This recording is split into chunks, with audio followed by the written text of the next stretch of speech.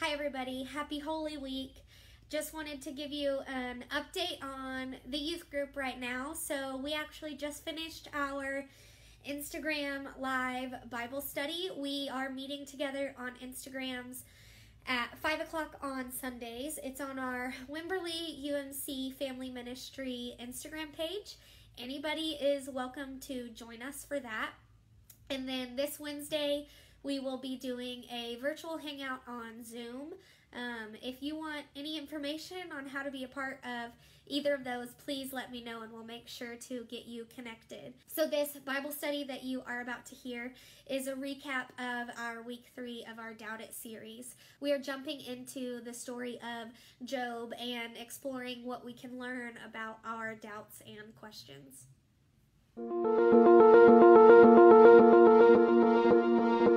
There's a verse in Romans that tells us that in everything God works for our good.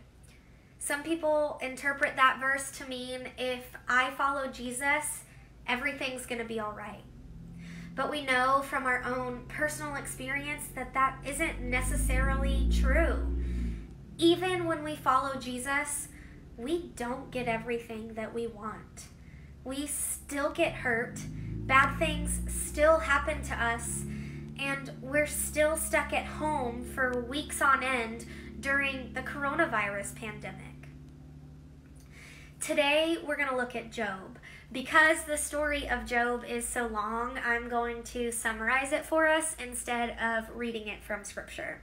So, Job is a pretty well-off man who's rich in land and cattle and family.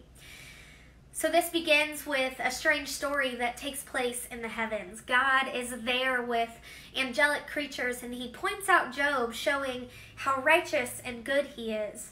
And then Satan shows up and he proposes that Job might not actually love God. He's only a good person because God rewards him. If God were to take all of the good things that he gave to Job away, then we would see his true colors. God agrees and allows Satan to inflict suffering on Job. Job loses everyone and everything that he cares about. It's completely devastating. And in the midst of this, Job is still praising God. Later, Job's friends come to help and offer advice, and it goes a little something like this. This is your fault. Bad things don't happen to innocent people, so you must be guilty of something. Oh, God has a plan. You just have to wait and see what it is. Now, that's not really comforting or helpful when you're grieving the loss of your entire family. Be thankful. God must be disciplining you for something. Be grateful it's not worse. Now, that's pretty terrible, but don't we hear things like this all the time and maybe even said it to someone else?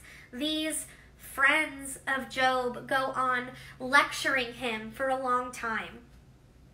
When they're done, Job finally tells them, hey, everything you've said has been really hurtful and offensive, and you're wrong.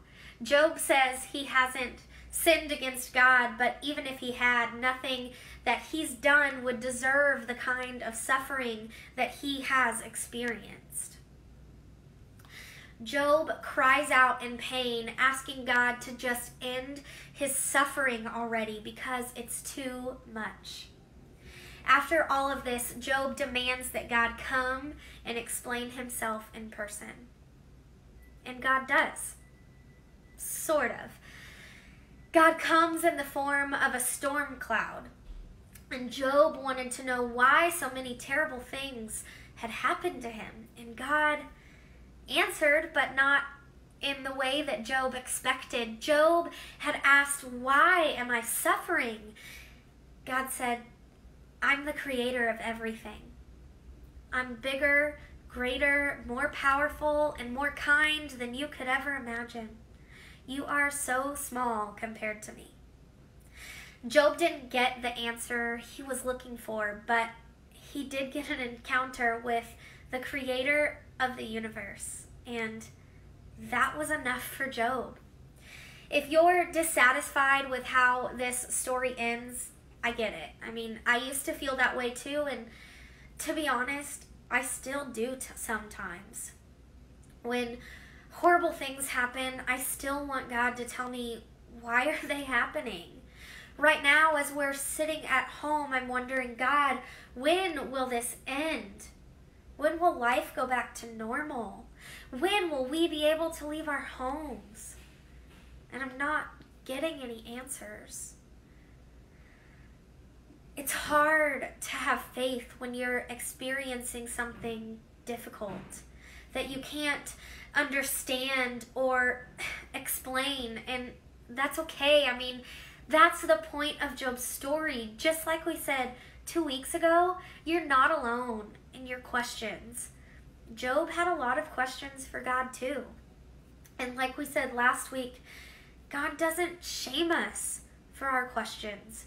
God never condemned Job for asking why, because God understands our pain. Now in Job's story, we learn an important third thing about our questions and our doubts. Our questions don't always get answered. At the end of Job's story, God restores Job's life by giving him double of everything he had before. But that doesn't take away the pain and suffering that Job had experienced. When we experience pain and heartache, the hard truth is that our questions don't always get answered. But God can redeem what we have suffered or lost.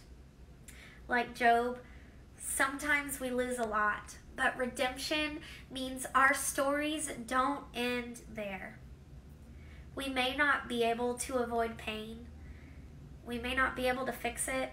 We may never know or understand why things are happening. But here's what we do know.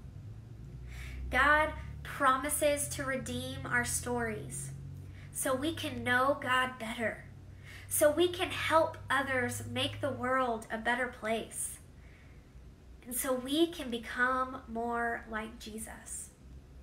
If you find yourself suffering seemingly without reason, I hope you won't take the advice of Job's friends.